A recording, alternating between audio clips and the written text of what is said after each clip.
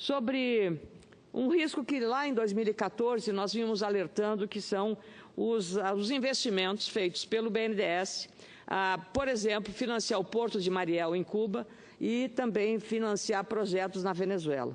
Nós estamos correndo o risco agora de um calote bem grande em relação não só a Cuba, porque o Porto de Mariel, no governo Lula e Dilma, os financiamentos brasileiros para Cuba saltaram naquele período de 90 milhões de dólares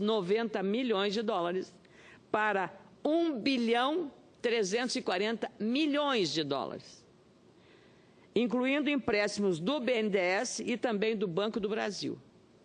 Como esses empréstimos são bancados pelo Tesouro Nacional, portanto, pela população brasileira, esse calote vai cair na conta de cada cidadão, daquele que tem salário mínimo, daquele aposentado, daquele que está desempregado, ele vai cair na conta de todas as pessoas, porque é a sociedade que vai pagar, porque o Tesouro é de todos, não é o BNDES, porque no regulamento, no funcionamento, no manual de constituição desses empréstimos, quem é o avalista, em última análise, é o Tesouro Nacional.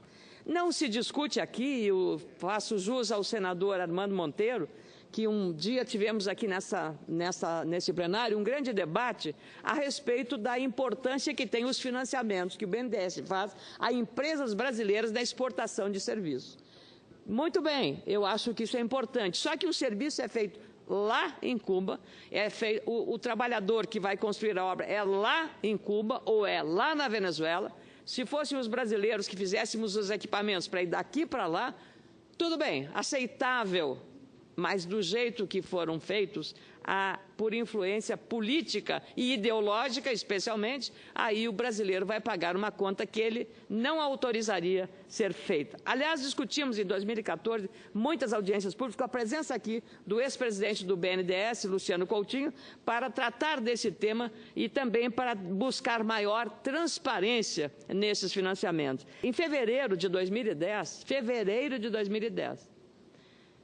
estava saindo do governo Lula para assumir Dilma. Ele vai a Cuba e lá ele negocia um novo empréstimo, uma nova pedida. Já tinha atrasado.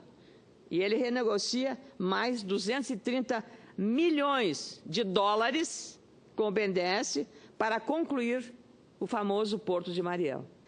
Fica muito claro, e aí acreditar naquela confirmação feita em depoimento pelo Emílio Odebrecht, fundador do Grupo Odebrecht, que sim, o ex-presidente trabalhou junto ao governo cubano, aí estava Raul Castro, amigo do ex-presidente, com quem ele pessoalmente, lá nessa visita à Havana, negociou pessoalmente esse empréstimo. Então, veja, passar de 90 milhões de dólares para 1,340 bilhões de dólares é realmente um valor astronômico do ponto de vista do que foi financiado. O Porto de Mariel é resultado, como muito bem levantou a jornalista Raquel Landim, mais vistoso do projeto iniciado no governo Lula.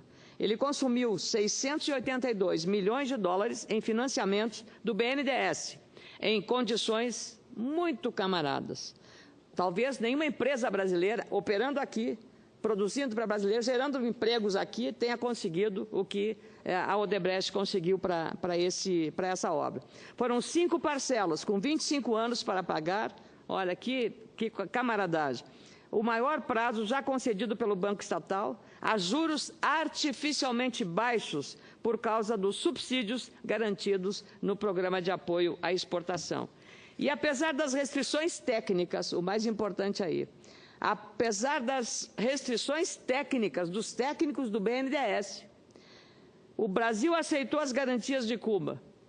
Inaugurado em 2014 por Dilma e Raul Castro, o porto teve um início promissor, mas hoje opera com 40% da sua capacidade. Ou seja, este mico e este calote vai ser pago pelos brasileiros. Mas não é só esse. O risco de um outro calote, também por uma afinidade ideológica, que não se, claro, não vem às ruas, mas coincidentemente, os dois casos de calote se referem a um alinhamento ideológico.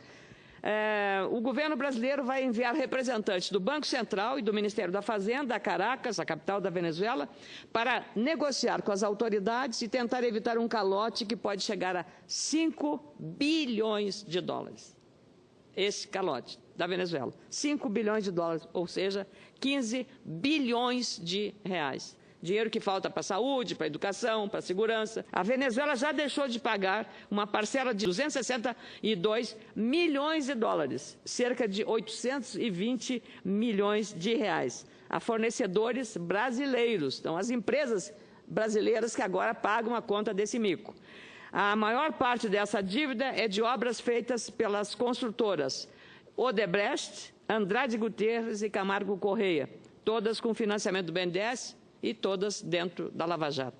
Então, eu trago esse tema porque lá em 2012, 2014, nós muitas vezes pedimos até audiência pública, trouxemos aqui o ex-presidente do banco do BNDES, Luciano Coutinho, para tratar desse tema. E eu fiz um projeto para que os empréstimos externos para essas operações passem a ser submetidos pela Comissão de Assuntos Econômicos do Senado Federal, porque acho que é uma transparência maior que vai se dar. Então, eu penso que pondero sobre essas questões para reafirmar aí a minha convicção de que é melhor um bom entendimento do que um calote desse que vai ser pago por todos os brasileiros.